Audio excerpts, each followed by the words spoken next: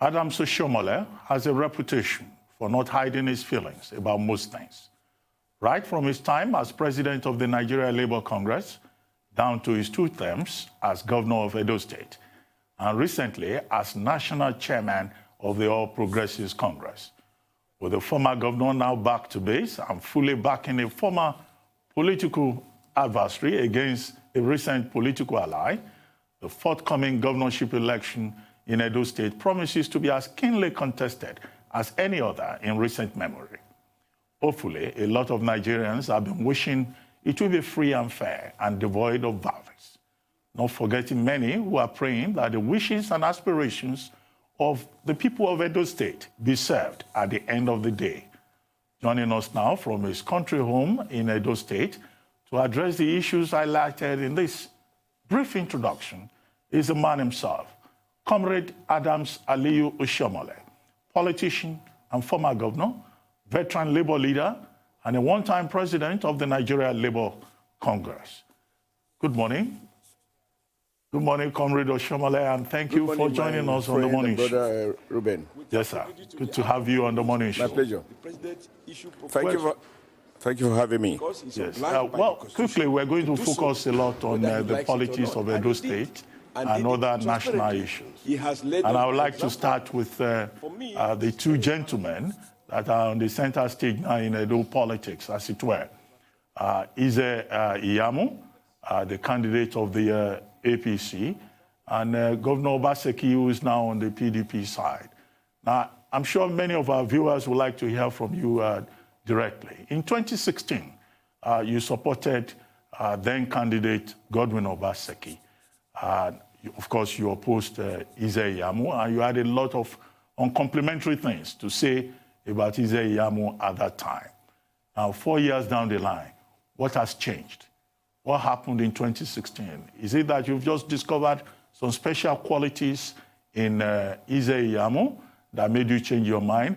Or you think that he has improved, and hence this time around, you have changed your opinion about him? Thank you very much, Ruben. I think there are just basic 2 things. The first is that in 2016, I had worked with Godwin without asking for his certificates. I have no reason to doubt whatever he told me, and I believed him as such. And like yesterday, IT Channel recalled what I said, that he went to primary school, he went to Egusa Grammar School, he went to University of Ibadan, and all of that. He went to another university in the US. Yes, I said all of those things, and even more. And after we had gone through the primaries and he emerged, the PDP went to court, among other things, challenging his certificates. And I then asked him, what was the problem? And he told me, oh, he misplaced his certificates. Subsequently, when we read the PDP claims, allegations in court, these are documented before the Federal High Court, PDP asked questions, how could you secure admission to University of Ibadan with 3 credits? History, religious studies, and geography. No English, no maths. Number 2, and you claim to have proceeded from 1973 when you finished from Egusa Grammar School to University of Ibadan. And they argue, and I believe correctly, that it is impossible to secure admission to Nigeria Premier University of Ibadan with 3 credits, without English, without maths. Number 2, he has to swear like every other candidate to affidavit, which was filed before INEC, and they attached the certified true copy from INEC. In that affidavit, Obaseki claimed that he finished from Egusa Grammar School in 1973, proceeded to University of Lagos of Ibadan, and graduated in 1976. However, he has misplaced the original of his certificate, and he attached a photocopy, again a certified true photocopy. And that photocopy says Obaseki graduated in 1979. So PDP said Obaseki lied on oath. And among other discrepancies in his certificate, all suggesting that Obaseki forged his document and that he lied on oath. Now, We got a team of lawyers, which was, our legal team was headed by Wole Oladimpeku SAN, and they rescued us by the fact that PDP filed their applications out of time. And so because the matter of pre-election are statute bar, by the time the PDP filed their cases, our legal team took advantage of that provisions in the law, and the case was struck out. That was how we escaped. Now, the question for you and for me is, given this fact, and given what we suffered in Bayelsa, and in the absence of any documentary evidence to the contrary, can we, in clear conscience, feed him again? Of course, the answer is no. Unless if PDP claim in court were false and that they can be, they cannot sustain legal scrutiny. But from the briefing I got from those who defended us, it was clear that we only escaped through legal technicality. So the case was not dismissed, the case was struck out because it was filed out of time.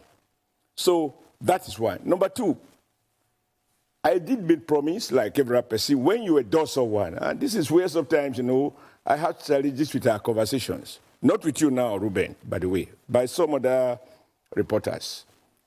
Everywhere in the world, you don't even have to be a politician to endorse somebody. And when you endorse someone in Nigeria, you say, oh, you are becoming a godfather. In endorsing somebody, you will have to say why you think this man is better than the other person. I endorsed Obaseki because we had worked together. We sat down and I said, we are not going to do token project. We are not going to spread our resources thinly, such that we will not make impact anywhere. We are going to give you the very limited resources we have.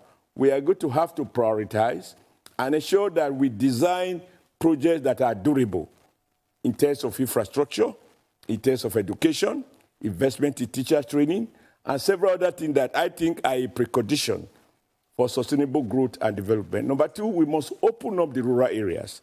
If you play back my tapes several times, I said, what rural people need is not our tears of sympathy, emotion, wallowing in self-pity. What government must do is to open up the rural areas, not through what I call standard roads, because to be rural is not to be inferior. And we constructed standard road across several local governments in Edo State. I cannot think of any local government that did not benefit from standard road. And of course, we made massive investment in the flooded Benin City because we got studies that suggest that unless we deflood the city, create major drainage, reclaim the moat, Benin City will sink. With more and more rains every year, the problem of flooding can only get worse. And on the basis of these studies, we established that we have about 21 basins in Benin. And we saw that Benin was an area you can't go during rainy season. And we started in earnest to invest and reconstruct, you know, deflood the city and all of that.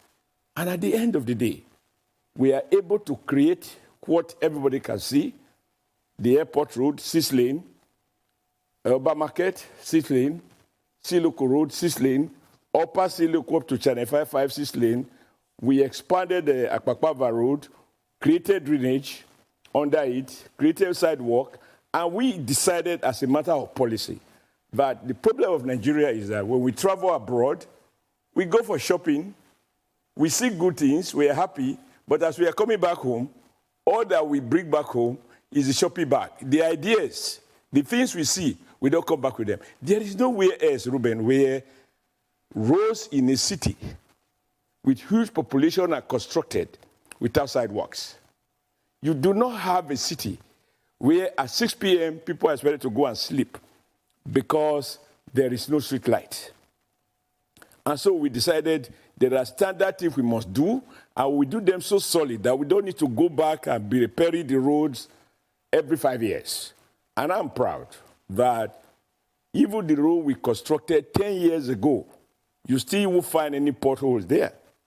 And these are things that we discussed. He was my advisor. And the way I worked then, all of these were subject to extensive debate in our State Executive Council. We agreed to make massive investment in rebuilding our public schools. Because what has happened over the years is that successive government divest from public education. In fact, I used to say they privatize it by default. So if you want your child in a beautiful school, he must go to a private primary school, a private secondary school, and even a private nursery school.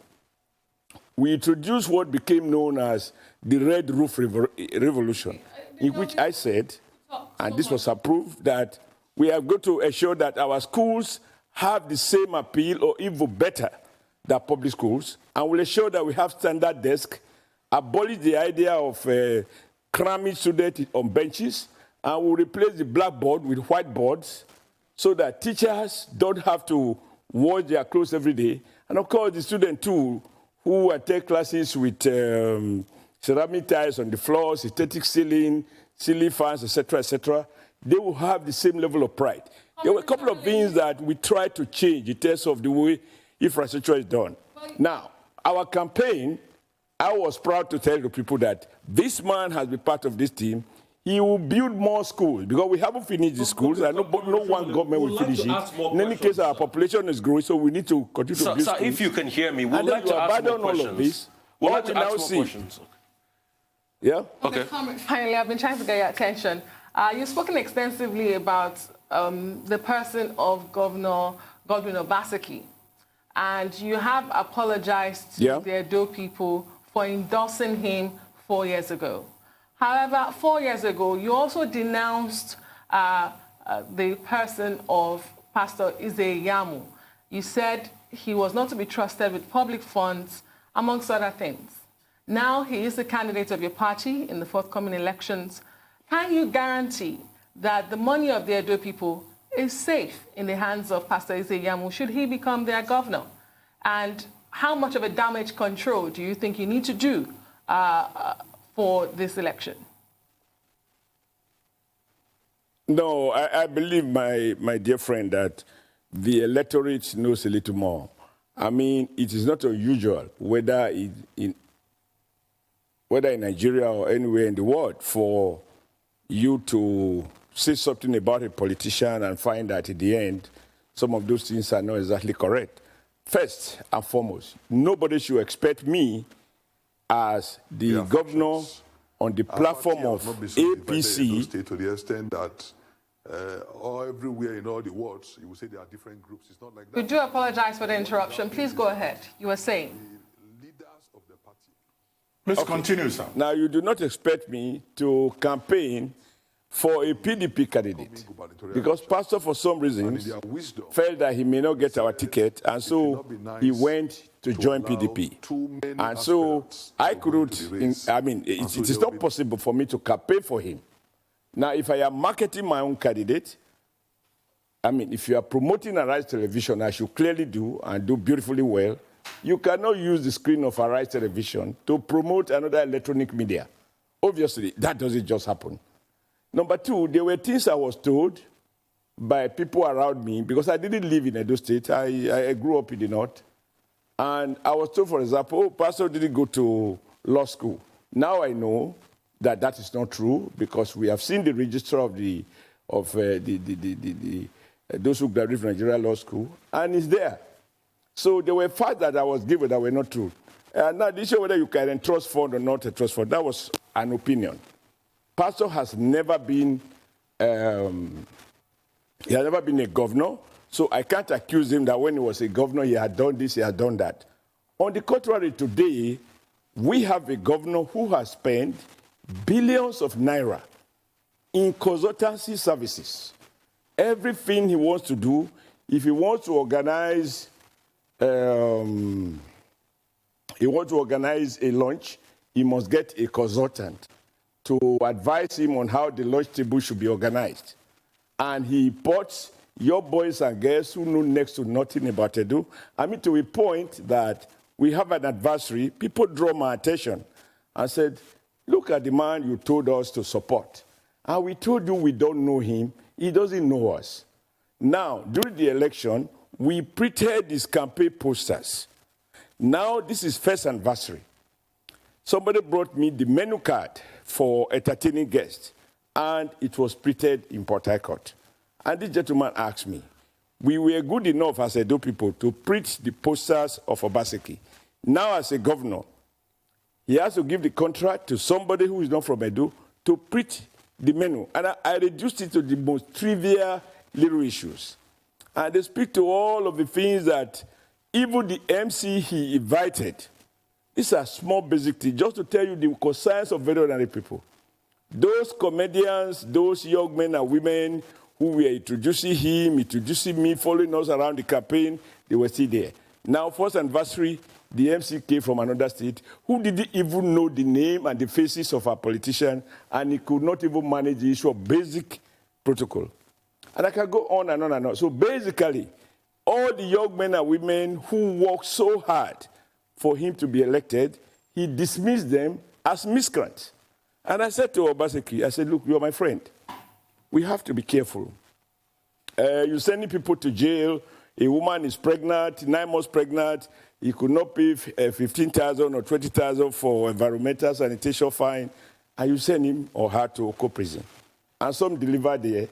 And you have a mother and a baby who is not a party to the crime, all in prison. I said, every leadership must have the capacity to persuade, negotiate, only when this fails before you resort to a harsh measure. But as I say, you must always temper justice with mercy. At the point I told him, you have jailed our youth leader who was elected by the state. What was the argument? That they had a hot exchange of words about trivial issues like distribution of rice. And you call the police, they charge you for offenses that is beyond the jurisdiction of a magistrate court. The magistrate declined jurisdiction. However, he insists he should be sent to prison, and the file is sent to DPP for advice. Which of course within 6 months, many people are in jail, and I told him, prisoners don't vote. These people you dismiss as miscreants, it is your duty as governors to transform their social status. Okay. Nobody was born as a miscreant. Okay. And I reminded him, if you see him talking about Lagos is not Benin or Edo, and so on, I say, there are good things in Lagos that I admired. When I was president of the NLC, the guys who helped us to ground Lagos were what you call the area boys. You have many of them at Joel Legbaron about. Many years later, between the tenure of Tinubu, Fashola, and now Sanyanlu after Ambode, you will find that those bridges are now gardens. The area boys have become area workers. That is at the heart of governance. Okay, I'd like to come in. I'd like to come in, sir. And the standard and the well-being of the people. You do not dismiss your citizens as miscreants. Okay, former Governor Oshiomhole, I'd like I was telling him privately, and I'm sure you will agree.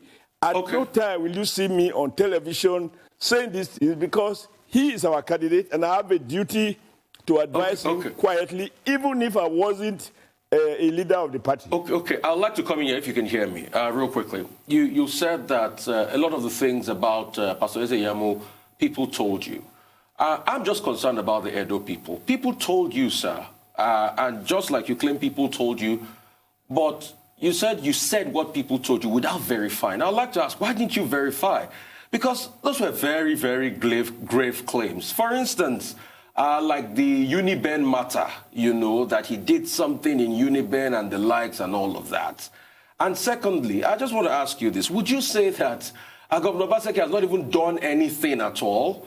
I mean, Business Day released a report recently that said he projected that he was going to create 200,000 jobs. And he's created well over 151,000 jobs in Edo State. So are you saying that that's a lie? Business Day is wrong? And I also particularly want to know, why didn't you verify what people told you? Because it was obvious, like you said, people told you these things. You didn't verify, sir, and you went out and you told the Edo people this. And now you are coming back to say, it's not true. I'm not saying anybody's lying here. Yeah, well, let me say this, and I need you to have an open... Are you done? Yes, I'm done, sir. I can't hear anymore. All right, thank you. In every campaign around the world, even just now, we have, when you watch CNN, you find where Obama endorsed Joe Biden. Not only because he works for him, he believed that Joe Biden would be a better president compared to the Republican candidate. Now, this is his own evaluation And I'm sure, depending on the forum and the amount of time he have, the amount of details he wants to provide, he can go on and say X, Y, Z that Joe Biden will do and is capable of doing, and what Trump will not do. These are all forecasting. In the end, it is either Joe Biden live up to the expectation of former President Obama, or he falls short of those expectations. Asking me to conduct an inquiry to know whether what I said was true or not true is to mistake the essence of political marketing and campaigns. And I'm sure, playing back, when I play back your various previous interviews with politicians, whether in Nigeria or abroad, it is not common to find that political rivals in the morning become political friends in the evening. And I don't think you want to hold on as if I swore to affidavit. I have spoken to something about somebody swearing to affidavit and telling me that he graduated, I telling the court and INEC. And it turned out that these are fake. Those are more damaging stories than whatever I said about Pastor. I ought to have carried out an inquiry and then come out and say, okay. Oh, you said Pastor poured acid on somebody. That was damning too. You said he poured acid on somebody. There was a case in Uniben that poured acid on somebody. That was damning. Okay, now get the point. That there was such an incident, is not in doubt. What we now know is that there was such an incident, it was investigated, and Pastor was exonerated. You don't want to suggest to me that every allegations a man or a woman makes, including journalists, including Reverend Fathers, that what they say about people always turn out. There was an incident that I refer to.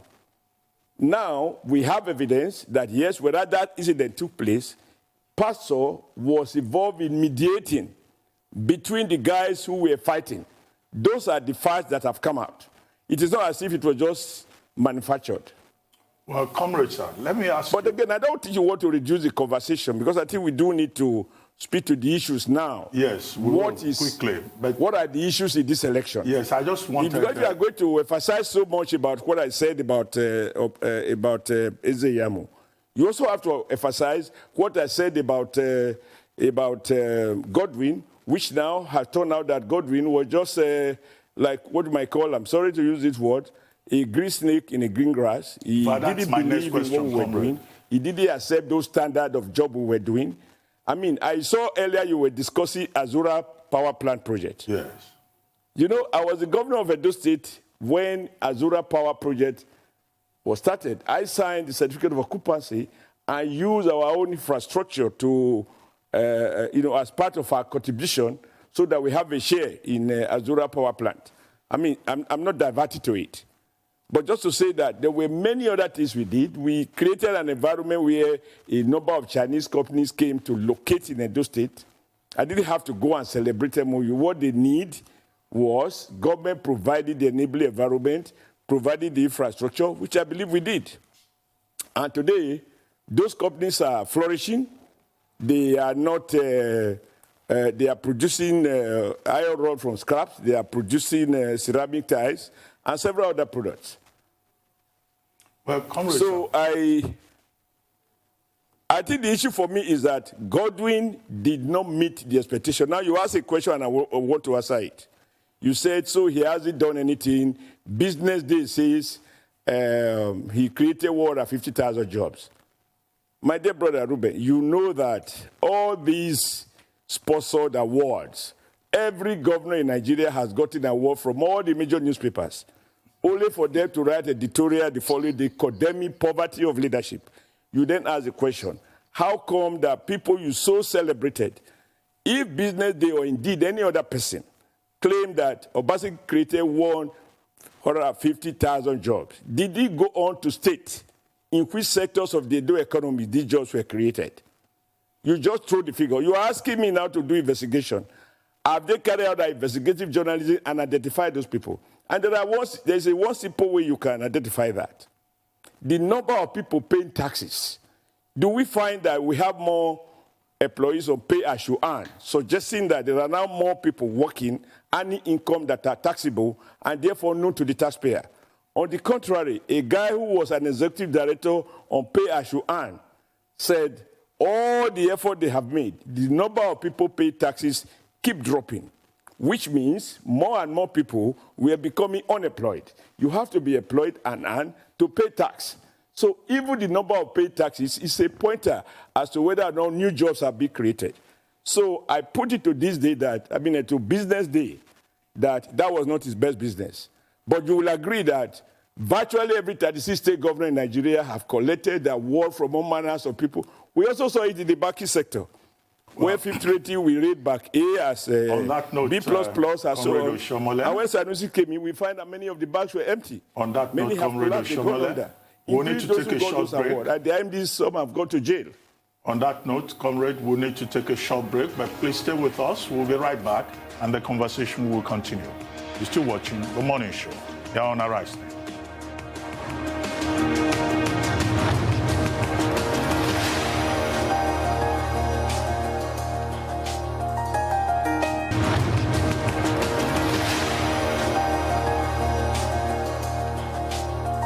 Welcome back to The Morning Show here on the Arise News channel. Our guest is still Comrade Adams Ali Oshiomhole, politician and former governor, veteran labor leader, and a one-time president of the Nigeria Labour Congress. Thank you very much, Comrade, for staying with us. Now, I need a clarification, and then the next is a follow-up question about the issues that you say you would like to focus on. You described Governor Godwin Obaseki as an MOU governor, a Memorandum of Understanding governor. Now, that's new to Nigeria's political lexicon. For the benefit of our viewers, this is an opportunity to clarify what that means. And then beyond that, how confident are you that the people of Edo State have accepted your apology and that it will be easy for Pastor Eze Iyamu to become governor and beat the incumbent governor? Oh, well, thank you very much. I think this issue of apology has been overemphasized. If you write a referral to an employer, telling the employer that, this employee, I'm introducing to you, is an honest man, hardworking, productive, reliable, loyal, and then a few years down the road, the employer draws your attention to the fact that this guy is neither competent nor is he loyal, and he lead evidence to show that he has mismanaged the equipment put under his care and is churning out inferior products. Now, because you did write a referral, you simply tell the employer, I'm sorry. I don't think you want to take it beyond that. Apologies to Edo people were just to say, in endorsing this man, I had made the assumption that being part of my administration, that he will sustain. If you play back, talking about what people say, I think we have to have a holistic playing back. The day Obaseki was sworn in, he spoke glowingly about the solid foundation that my administration built, established in Edo State, and that he was going to build on it. What was this solid foundation? It was solid infrastructure in both the urban and rural areas, and massive investment in education and in healthcare. Now, if you listen to Obaseki yesterday or a few days back, he will talk about Edo was just like as if we were already in a valley when he took over. Nothing happened until he came in. I think you also need to hold him to some of those statements. But more importantly, I think Edo people recognize that I'm human. I assume, and there was a basis for that assumption, because he worked with me. Now, someone worked with you, and he appeared to believe in what you are doing, particularly when Edo people own up to those projects. There was a sense of ownership from the Oba of Benin to the ordinary street man in Benin and the elite in Benin to Eastern Central, Edo Central to Edo North. There was unanimity about the quality of my stewardship. And there was no better evidence of this than the fact that in 2012, in my second term, I won in all the 80 local government areas, scoring 76.4% of the total vote cast. So that was a huge vote of confidence.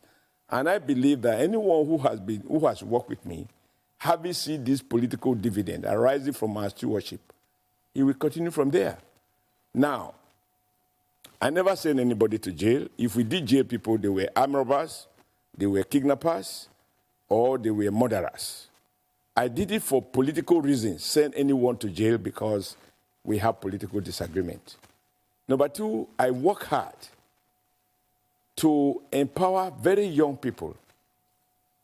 And I want to say, with all humility, that to my credit, I can point at those who were doing virtually nothing, who today are homeowners in Edo State without stealing public funds. Government has to create environment, enable environment for citizens to prosper. Now, when you see a governor saying, how can this man have this hotel, this one have that hotel, that one is not a professor, so you are envious. Now, you have a governor that goes to court to say that, and this is why it is very easy. Obaseki cannot even win he can't even win his own local government. That an Edo man, in this particular case, a Benin person, who was appointed as chairman of NDDC, because he didn't like his person, he protested to the president that the person was not, it is not the turn of Edo people to produce the chairman of NDDC, which Edo has never had since the inception of the organization, as well as a commissioner in the commission. Those two jobs have been lost. And why the Oba of Benin, who everybody in this state respect, did the letter thanking the president for appreciating Edo people and making one of his own sons as chairman, his own governor was doing petition, co-signing with other PDP governors, saying that he does not approve of it. And today, Edo has lost those positions. There is no way you are going to talk to these Edo people that this man mean well for the average Edo man. Godwin in the last election, because this is not just about forecasting, you have to look at past. I delivered in 2016, 2019, I warned Governor Obaseki that the way he's spending his time fighting people, threatening to crush. You saw him yesterday saying that he has immunity, he and his deputy have immunity, and therefore they are the only two people who are above the law. Anybody who does anything that irritates him, he said he will arrest. When you talk to people like that, people are not stupid. Edo people are politically enlightened. And today, Bini, when it rains for 10 minutes, Bini is completely flooded because, am I on or you are on? Go ahead, please. Hello? Well, with you, sir. Mm-hmm. Okay. Today, when it rains for 5-10 minutes, Bini is completely flooded. The street light that we established, but don't forget I said, we agree that our road should be standard road like we see everywhere in the world. And you go to Benin, don't take it from me. Every road I constructed in the heart of Benin City, whether it was dual carriageway, 6-lane road, they always have sidewalks, complete with drainage that flow into particular destination. We constructed 14 kilometers of massive primary drain into which the secondary drain will empty into in order to protect those roads. Now, this project he abandoned. Usually, before the rainy season, we desilt the city. We desilt all the drainages so that when the rain starts, people don't have to experience the kind of problem they are experiencing now. All of this he has abandoned. All right. So victims of those. And very briefly, and you must have heard some market women saying, he promised us 100 million, he didn't give us, he promised this, he didn't give. Now, I ask you, let me ask this question, let me reply to Ruben. He asked a question about the MOU. He signed an MOU that there is going to be Gelegele Port. Now, he said the Gelegele Port will be completed around this time. Now you go to the Gelegele Port, you don't find anything. Number two, he said he got the vice president to flag off what they call an industrial park, which you see will be the basis for the 200,000 jobs He promised, according to him, there will be 24-hour non-stop power supply, and there are already Chinese companies and Singaporeans and others who want to invest in that industrial park. Our vice president flew in from Benin, from Abuja into Benin, and did what they call groundbreaking. I just invite you, don't take it from me. Your reporters are here with camera. Let them go to that place that the vice president, after listening to all the fine speeches by the governor, and I was present, how he praised the initiative and so on. 4 years down the road, that place is now not an industrial park, but now a kidnappers park and murderers park. You don't deceive your people like that. And they can see it. Nothing is going there, not a road infrastructure, not electricity, no factory, nothing. And then you say you were going to complete a modular refinery by November 2018. We are in 2020. There is no modular refinery. And there are several other things. Now, this is very important, Ruben, to understand why Godwin will lose deposit. The Ogbemudia College, New Era, which I rebuilt and named after our late elder statesman, Dr. Osai-Gbovo Ogbemudia.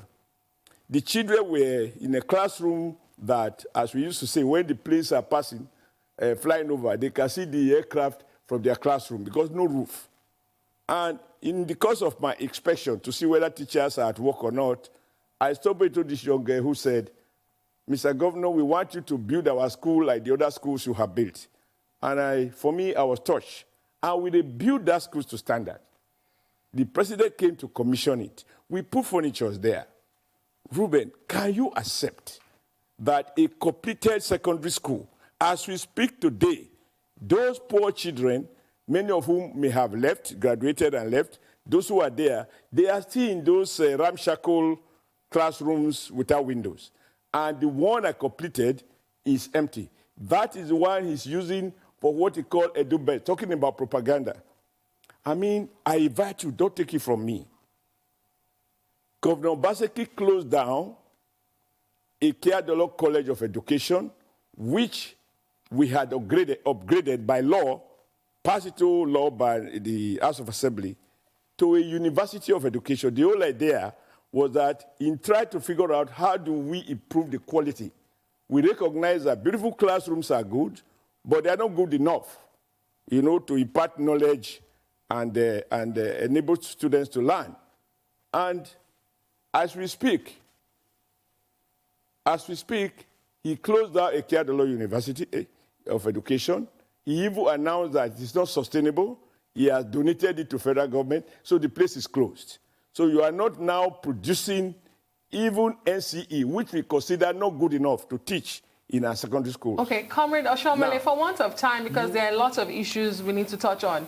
Talking about other issues concerning this election, one that comes to mind is that of violence.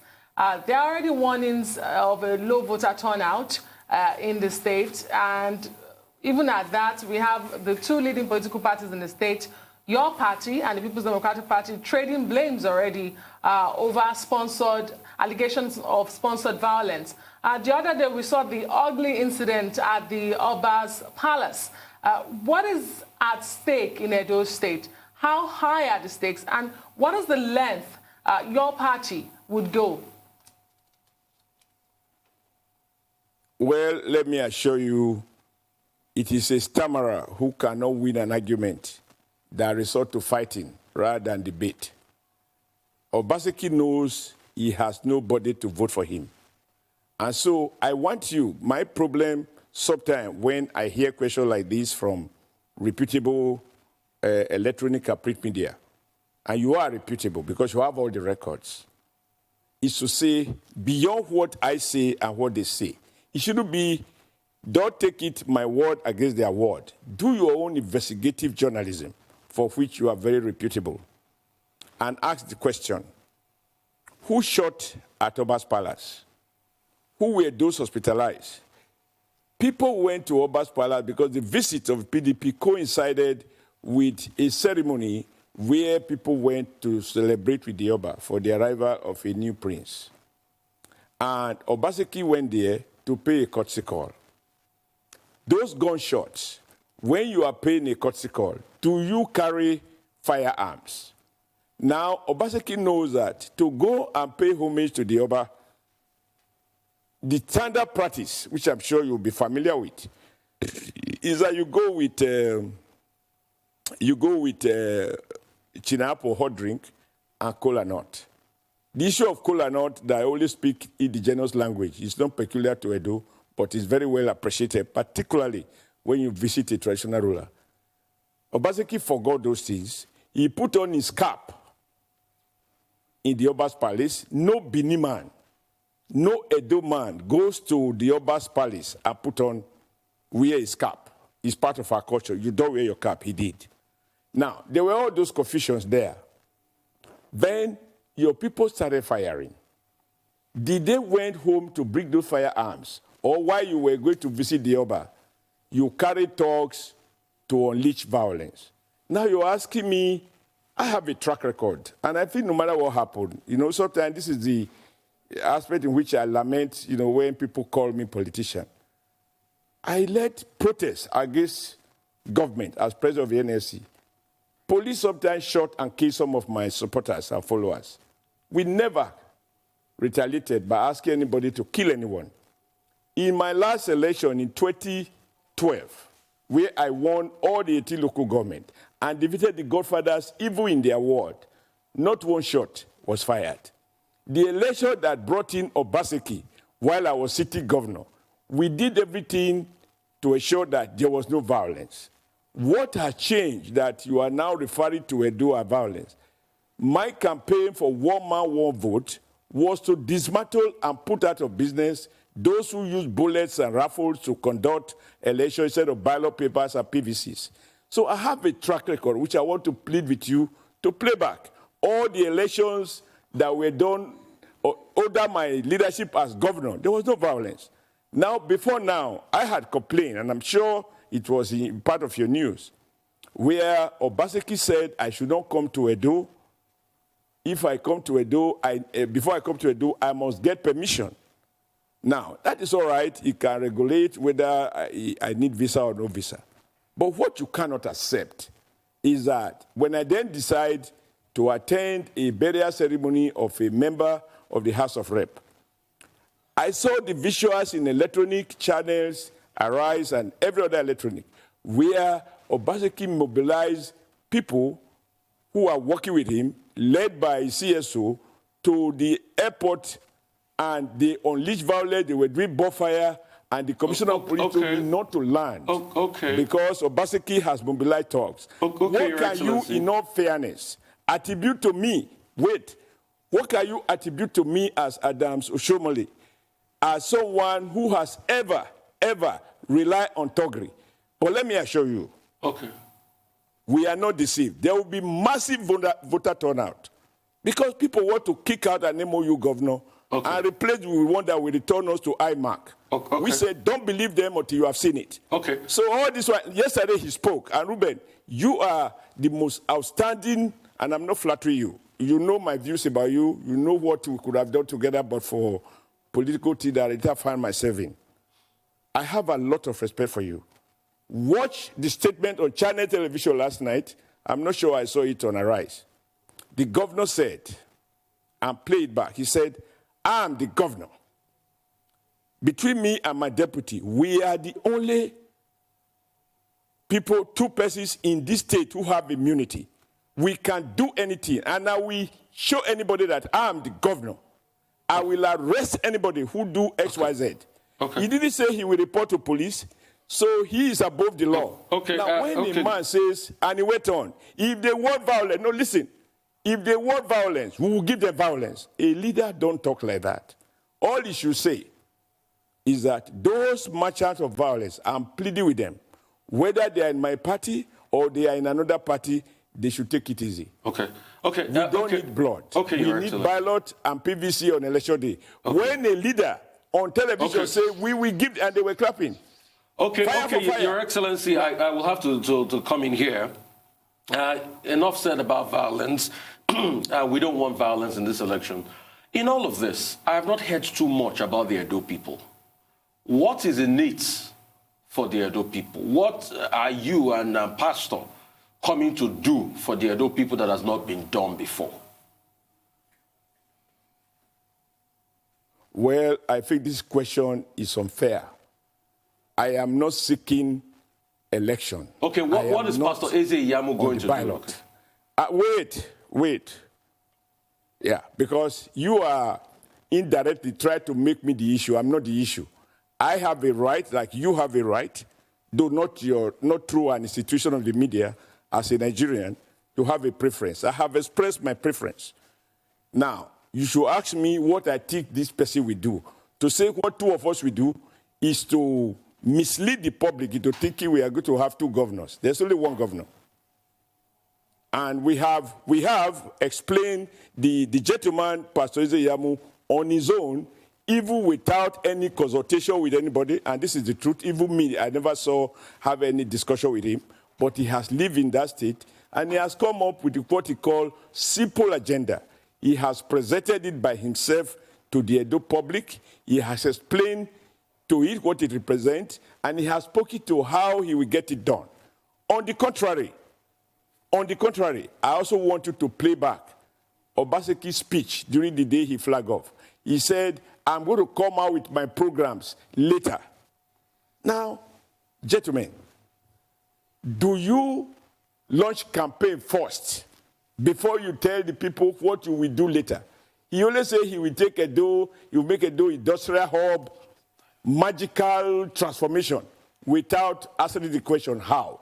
How is the most important thing Nigeria politicians must be compelled to address.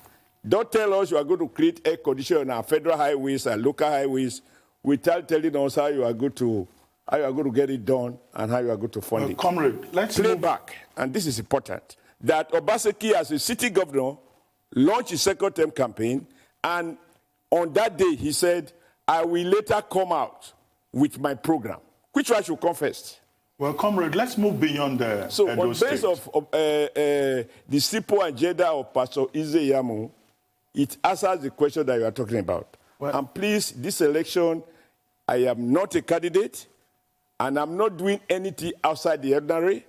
If somebody can come from Port Harcourt and support and endorse Obaseki, somebody can come from Delta and endorse Obaseki, somebody can come from other parts of the states, or in different states, from Sokoto and endorse Obaseki, without even saying what they will do. All they were talking that day was Oshiomhole Godfather.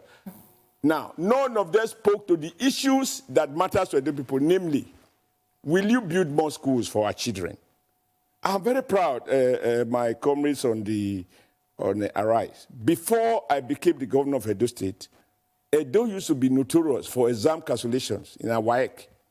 Sometimes 30,000, 40,000 cancelled. We changed those guys out of Edo State. Edo became a place where you pay and get the marks you want.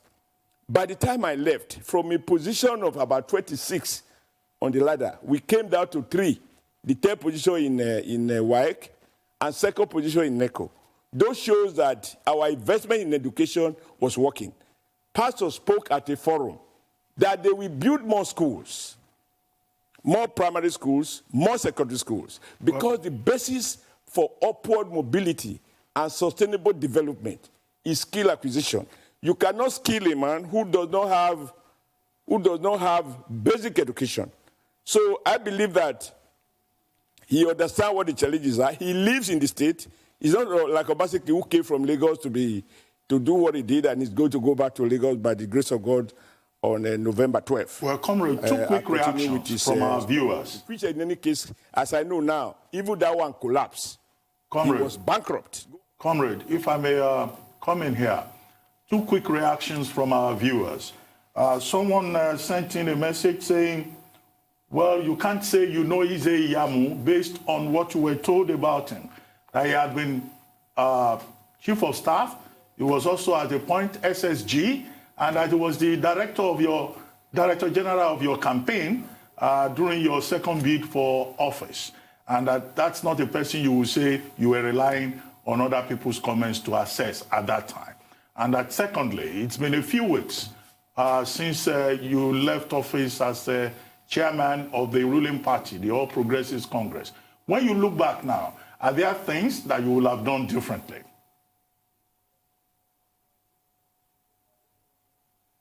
I think what Pastor wants to do, which he formulated, is not written for him.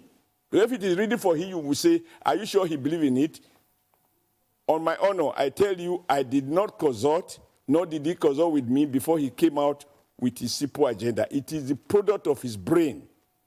Having lived in the state, and having been part of APC, and having worked with me before he left, he is familiar with the challenges. And he also knows he has no place to escape to. Government can escape to Lagos and start renew his stockbroking if it is still going to try for him, because he was already bankrupt by the time he left, from the fact available to me now. So what is in need Edo for is a change. Pastor has said he will return to reclaiming the moat. He will fight the erosion problem in Benin and the flooding problem in Benin, and several other things that will make life different. Hello, comrade. Are you still with us? Hello, comrade. Yes, I had raised two issues in form of reactions by some of our viewers.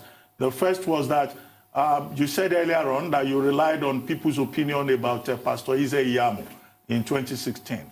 But one person said, look, as far back as the time you were running for your second term in office, he was Director General of your campaign. And he had served as Chief of Staff and also as SSG under your government, and that you couldn't claim that you were relying on other people's opinion. And secondly, it's been weeks since you left as chairman of the APC. Looking back now, the person asked, are there things you could have done differently in terms of reaching compromise with some of the people who were opposed to your chairmanship? Well, I have spoken to this in my 5 minutes acceptance of the decision to sack the NWC, and of course, which of course put paid and put an end to my chairmanship. I said, I have no regret whatsoever. You know, Adeswa, one thing with Nigerians, the average Nigerians, including people like you who are not in politics, you want a strong leadership. You want things to be done differently. You don't want a situation where few people control our political destiny. Now, in trying to democratize and return the party to the party members, then you have powerful forces, few in number, but access to resources. Who will resist that? Whether anybody appreciates it or not, between President Buhari and myself, we agreed that we must return APC to APC members. And that is why we introduced direct primaries. We produced a membership register. And of course, there were people who were opposed to direct primaries. As a compromise, and this is something I couldn't really speak to, people say, how can you have direct and indirect? Because at the end of the day, some governors say they want indirect. And some of us, the president inclusive, said we want direct. That was why we did direct primaries for the presidency. Because in direct primaries, you can't bribe everybody. But with delegates, you can. So if I were going to return, assuming I was going to return to APC tomorrow as chairman, I will sustain some of those radical measures which some people were not happy about. I do not want a tenure that is not eventful. I want to drive changes. And the slogan of my party is change. If we thought this were perfect, why do we talk about change? We must continue to change the way you do things, continue to improve on them. There's what Obama said. He said, something may not be perfect, but he just liked the word better. If there is any way you can do anything better, just try and do it better. Now, I do not regret the fact that I had the courage, along with my colleagues in the AWC, to disqualify a serving minister who publicly said arrogantly that he didn't do NYSC, and that being a minister is a greater service to the nation than NYSC. You know that NYSC is obligatory, and to default in participating in it, you cannot hold such public office. I am also happy that a governor said to me he's not going to do primaries. So we're in the Southwest. He's going to do his own primaries, even when the constitution of APC is so clear that only the National Working Committee can organize primaries. He went and did his own primaries, announced it by himself. We did our own primaries, and I insisted it's only the one we did in line with the constitution of APC that will be upheld, regardless of the power behind the other guy. And, of course, I'm aware that when you stand on powerful toes, of course, they will fight back. But I had no illusion that I was going to be a live chairman. No. No. The person who invited me to bid for that office was the president. And I thank him for the support he gave me, and he's standing firm. I mean, I thought, as a very sad analyst, Ruben, that you will ask, why I am now in history as the only chairman who 8 ward members out of 24 allegedly suspended me. And that was the basis for removing someone who was elected in a convention of several thousand people. I decided I'm not contesting it because my understanding of loyalty, particularly when you hold office of trust, whatever has happened belongs to the past. And I can't do things differently. Some people say, when you occupy this office, I've seen some analysts say, Comrade ought to know that social people are powerful, social governors are powerful, how can you do what? Are the laws made for the powerless? I do not understand it that way. In any case, from the age of 18, I have been fighting power. If power is abused, I ask God to give me the courage to confront power, possibly to defeat power when it is abused. But some people say, no, if you want to survive, you have to. Why do I want to survive just for survivor's sake?